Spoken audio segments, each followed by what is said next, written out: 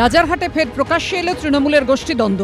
তৃণমূল বিধায়কের কার্যালয়ের সামনে উপপ্রধানকে মারধর করার অভিযোগ উঠল তৃণমূলের অঞ্চল সভাপতির অনুগামীদের বিরুদ্ধে, যাকে কেন্দ্র করে উত্তপ্ত হয় রাজারহাটের চাঁদপুর। উত্তেজনা ছড়ায় থানার সামনেও।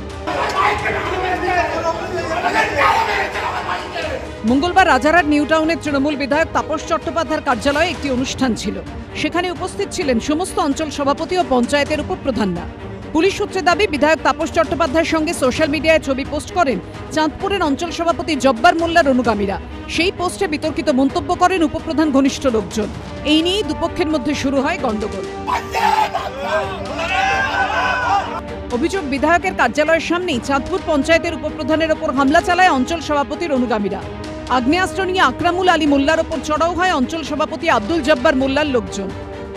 দল বেঁধে এসে আমাকে আচমকা বসেছিলাম চেয়ারে, এলে পেদুড়ি মারা শুরু করেছে। আর সব জব্বারের লোক। জব্বার হচ্ছে চাঁদপুর অঞ্চল তৃণমূলের সভাপতি আছে। 2008 সালে থেকে ওকে টিকিট দিয়েছিল উত্তর কর্মদক্ষ হয়ে চাঁদপুর অঞ্চলে একাধিক দুর্নীতি করেছে। সম্পূর্ণ মিথ্যা কথা বলেছে। ব্যক্তিগত ক্ষোভে, ব্যক্তিগত কারণেই আমাকে ফাঁসানো হচ্ছে। এতে আমি একদম 1% যুক্ত নই। গ্রেফতার করা হয় চাঁদপুর পঞ্চায়েতের উপপ্রধানের ভাই রেজাউল করিমকে। ভাইকে গ্রেফতারের প্রতিবাদে পুলিশের গাড়ির সামনে শুয়ে পড়েন তৃণমূলের উপপ্রধান। তাকে চ্যাংদোলা করে তুলে নিয়ে যায় পুলিশ।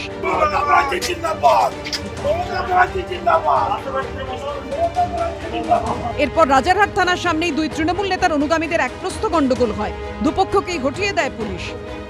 এই নিউটাউন যে অঞ্চল দেখছেন, এই নিউটাউন অঞ্চলে সিন্ডিকেটের কথা আপনারা বহুদিন ধরে শুনছেন, এবং এই সিন্ডিকেট ইট বালি পাথর সহ মাটি সহ এই যে কামাইয়ের একটা ব্যবস্থা তৃণমূল কংগ্রেস নিজেদের সাঙ্গপাঙ্গ ছানাপোনাদের জন্য করে দিয়েছে, এবং এইটা নিয়ে যে লড়াই, সেই লড়াইয়ের মাঝখানে বলি হতে হচ্ছে সাধারণ মানুষকে।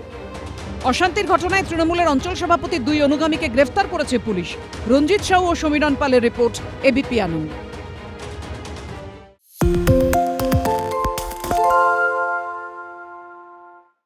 আরে চাটা দে ভাই, আমার একটা চা দেন। কি হলো আমারটা? বাংলা পক্ষপাত চায় না, বাংলা খবর চায়। বাংলা খবর, বাংলার খবর।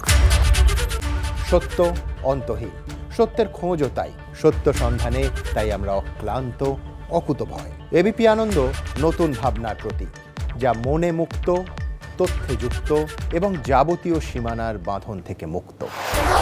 সীমা না শব্দটির মধ্যে লুকিয়ে আছে মানা শব্দটি, যেন চোখ রাঙানি এক অদৃশ্য বেড়াজাল, যা আটকে রাখে আমাদের এক ছোট্ট গণ্ডির মধ্যে। একমাত্র সঠিক খবরই গড়ে তুলবে এক মুক্ত সমাজ।